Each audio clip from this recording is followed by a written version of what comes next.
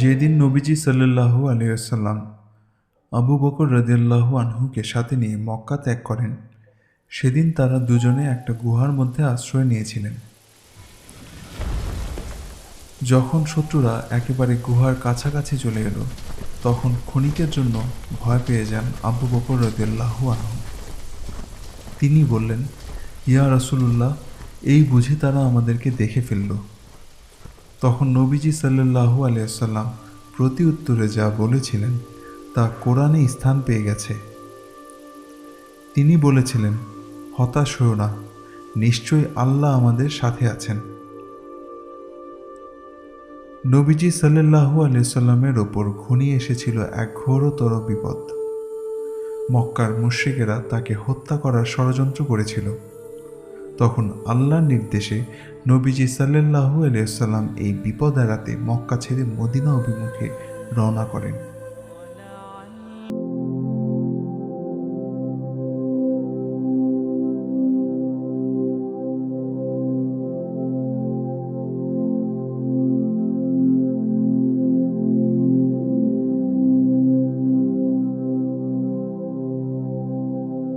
নবীজি সাল্লাল্লাহু আলাইহি সাল্লামের কি কোনো তাকওয়াকুলের অভাব ছিল?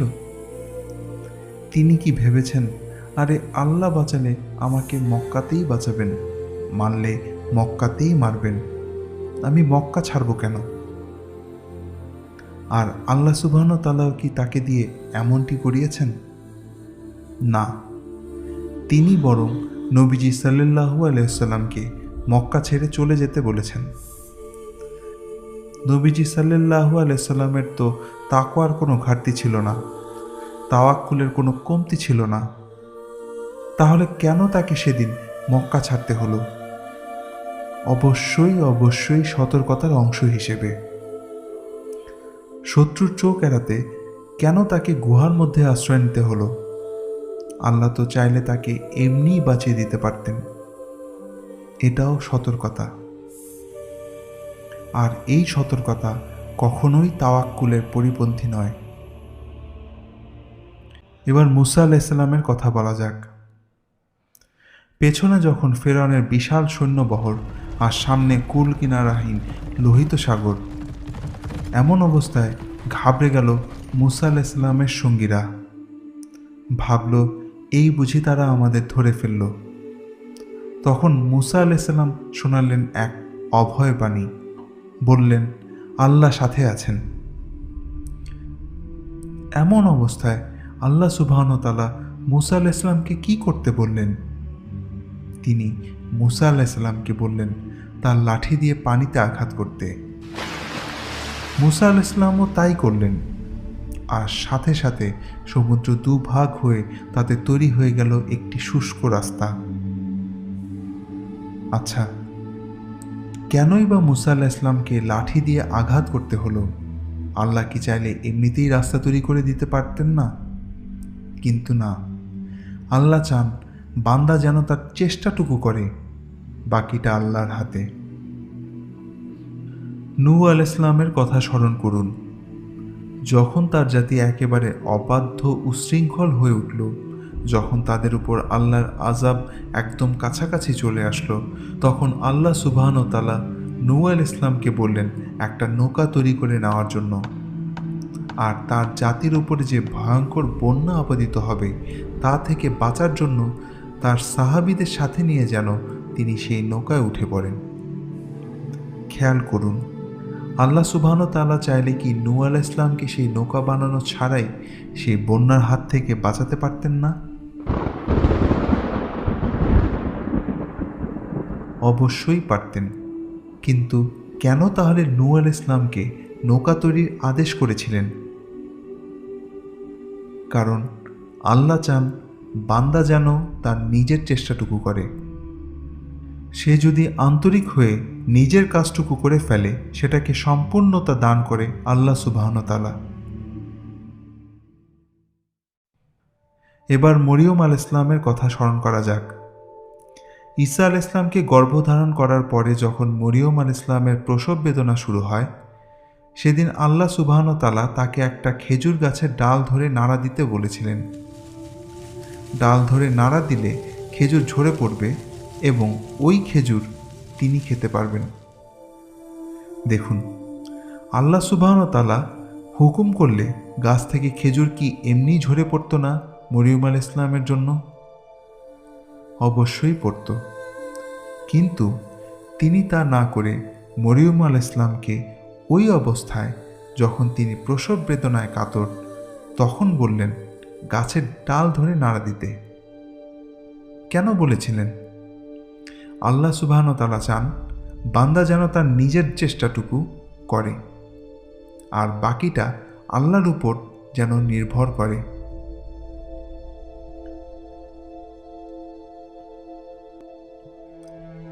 আজকে আমাদের সামনে এসেছে এক ভয়ঙ্কর দুঃসময়। আমরা অবলোকন করছি একটি ভয়ঙ্কর মহামারী কাল। এই দুঃসময় কাটাতে হলে আমাদের অবশ্যই আমাদের নিজের দায়িত্বটুকু পালন করতে হবে। আমরা যদি আমাদের দায়িত্বটুকু পালন করি, আশা করা যায় ইনশাল্লাহ আল্লাহ সুবহানাহু ওয়া তাআলা এই বিপদ হতে উত্তরণের পথ আমাদের জন্য সহজ করে দেবেন। এত সতর্ক হয়ে কি হবে? আল্লাহ আমাকে বাঁচিয়ে দেবেন, আর মরণ থাকলে তো মরতেই হবে। এই জাতীয় কথাবার্তা যারা বলছেন তাদের প্রতি আমি অনুরোধ করব নবীজি সাল্লাল্লাহু আলাইহি ওয়াসাল্লামের ঘটনাটা আরেকবার শুনে আসার জন্য। তাকে হত্যার চক্রান্ত হচ্ছে জানতে পেরে তিনি মক্কা ত্যাগ করেছেন। শত্রুর চোখ এড়াতে তিনি গুহার ভেতরে আশ্রয় নিয়েছিলেন। বিপদের মুখে তিনি আল্লাহ বাঁচিয়ে দেবেন বলে গা ছেড়ে ভাব দেখাননি, বরং বিপদ এড়াতে নিজের যেটুকু করা দরকার তা সবটুকু করেছেন তিনি। সাথে রেখেছেন আল্লাহর ওপর অগাধ বিশ্বাস। এটাই তো নবীর পদ্ধতি। তাহলে আমরা কিভাবে এত উদাসীন হচ্ছি, এত অসতর্ক থাকছি? ভাবুন তো, এটা কি সত্যি তাওয়াক্কুলের অংশ কিনা? মুসা আলাইহিস সালাম কি নিজের চেষ্টা করেননি? নূহ আলাইহিস সালাম কি নিজের চেষ্টা করেননি? মরিয়ম আলাইহিস সালাম কি প্রসব বেদনা নিয়ে নিজের চেষ্টা বাদ রেখেছিলেন? না। তাহলে কোন ঈমানের বলে, কোন তাওয়াক্কুলের বলে আমরা এমন গা ছাড়া ভাব দেখাচ্ছি আর বলছি আমার কিচ্ছু হবে না? নবীজি সাল্লাল্লাহু আলাইহি ওয়াসাল্লামের একটি হাদিস থেকে আমরা জেনেছি, মহামারীতে কোনো ঈমানদার ব্যক্তি মারা গেলে তিনি শহীদের মর্যাদা পাবেন। নিঃসন্দেহে খুব ভালো মর্যাদা। কিন্তু এই হাদিস টেনে যারা বলছেন মরলে তো শহীদ হব, তাহলে এত ভয় কিসের? শহীদ হওয়ার স্বাদ কি নেই মনে? সত্যি, মহামারীতে মরলে শহীদ হবেন, এজন্য আপনি মহামারীকে পাত্তা দিতে চাইছেন না। তাহলে নবীজি সাল্লাল্লাহু আলাইহি ওয়াসাল্লাম যে বলেছেন মহামারী আক্রান্ত এলাকায় বাইরে থেকে যেন কেউ না ঢোকে আর ভিতরের কেউ যেন বাইরে না যায়, এই হাদিসটাকে আপনি কিভাবে ব্যাখ্যা করবেন? শহীদ হওয়া এত সহজ হলে তো তিনি উৎসাহ দিতেন বেশি বেশি করে মহামারী এলাকায় যাবার জন্য। আর তখন যে হযরত ওমর রাদিয়াল্লাহু আনহু নবীজির কথা স্মরণ রেখে এতগুলো সাহাবীদের নিয়ে মহামারী আক্রান্ত এলাকায় না ঢুকে চলে এসেছিলেন, তাহলে তারা কি শহীদ হয়ে যাওয়ার সুযোগটা হারিয়েছেন? আসলে কি আপনি কি শহীদ হতে চাচ্ছেন না আত্মহত্যা করতে চাচ্ছেন, তা আরেকবার ভেবে দেখবেন। হাদিস থেকে জানা যায় আগুনে পড়ে মরলেও শহীদ, আর পানিতে ডুবে মরলেও শহীদ, এমনকি পেটের রোগে অসুস্থ হয়ে মারা গেলেও শহীদের মর্যাদা পাওয়া যাবে। আপনার বাসায় আগুন লাগলে শহীদ হওয়ার জন্য আপনি কি বাসার মধ্যে বসে থাকবেন? আপনার লঞ্চ ডুবতে থাকলে আপনি কি সাঁতরাবেন না? নিজে থেকেই পানিতে গা এলিয়ে দিবেন? কিংবা পেটের অসুখে ধরলে ডাক্তারের কাছে যাবেন না? এই মহামারী থেকে বাঁচতে হলে আমাদের সম্মিলিতভাবে চেষ্টা করতে হবে। আল্লাহ বলেছেন তিনি ওই জাতির ভাগ্য পরিবর্তন করেন না যে জাতি নিজের ভাগ্য পরিবর্তন না করে। আপনি আর আমি যদি চেষ্টাই না করি, ভাগ্যটা পরিবর্তন হবে কি করে? আমাদের চেষ্টাটুকু তো করতে হবে, আর এরপর অপেক্ষা করতে হবে আল্লাহর ফয়সালার জন্য। চেষ্টা করার পরেও এই মহামারীতে যদি আমাদের মৃত্যু হয়, তখন আমরা শহীদের মর্যাদা লাভ করব ইনশাল্লাহ। কিন্তু বিনা চেষ্টায় যদি শহীদ হওয়ার জন্য হাত পা ছেড়ে বসে থাকি, তা আত্মহত্যা ছাড়া আর কিছুই হবে না। এখন অনেকেরই মনে প্রশ্ন আসতে পারে, তাহলে চেষ্টাটা আমরা কিভাবে করব? বিশেষজ্ঞরা আমাদের যা জানাচ্ছেন তাই করতে হবে।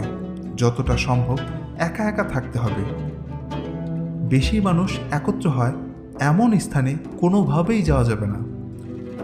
সম্ভব হলে ঘরে বন্দি হয়ে যেতে হবে পরিবারের সবাইকে নিয়ে। বাইরে বেরোতে হলে অবশ্যই মাস্ক, প্রয়োজনে হ্যান্ড গ্লাভস পরতে হবে। বিদেশ থেকে এসেছে এমন কারো সংস্পর্শে যাওয়া যাবে না। বেশি বেশি হাত ধুতে হবে। হাত না ধুয়ে নাক, মুখ, চোখ স্পর্শ করা যাবে না কোনোভাবেই। পুষ্টিকর খাবার দাবার খেতে হবে যাতে শরীরের ইমিউন সিস্টেম ভালো থাকে। একটা পরিবার সতর্ক থাকা মানে একটা পরিবার নিরাপদ থাকা। ব্যক্তিগতভাবে যদি আমরা সতর্ক হই, কতগুলো পরিবার নিরাপদ হতে পারি তা কি ভেবেছেন? আপনার উদ্যোগগুলোকে ছোট ভাববেন না। এই সময় আপনার এই উদ্যোগ দিন শেষে বিশাল প্রতিফল হয়ে ফিরে আসবে ইনশাল্লাহ। তবা ইস্তেগফারে বেশি বেশি সময় দিবেন। মোনাজাতে সবার জন্য দোয়া করবেন। মনে রাখবেন, আপনি অন্যের নিরাপত্তা চেয়ে যখন দোয়া করেন, ফেরেশতারা ওই একই দোয়া আপনার জন্য করে। এই বিপদ হোক আমাদের জন্য আল্লাহর দিকে ফিরে আসার এক অনন্য সুযোগ। ইসলামের এই সুন্দর বার্তাগুলো সবার মাঝে পৌঁছে দেওয়ার আমাদের যে প্রয়াস, তাতে আপনারাও সহযোগিতা করুন। আপনাদের মূল্যবান লাইক, কমেন্ট, শেয়ার এবং সাবস্ক্রাইব করার মাধ্যমে আমরা এই বার্তাগুলোকে পৌঁছে দিতে পারবো অনেক মানুষের মাঝে। আসসালামু আলাইকুম।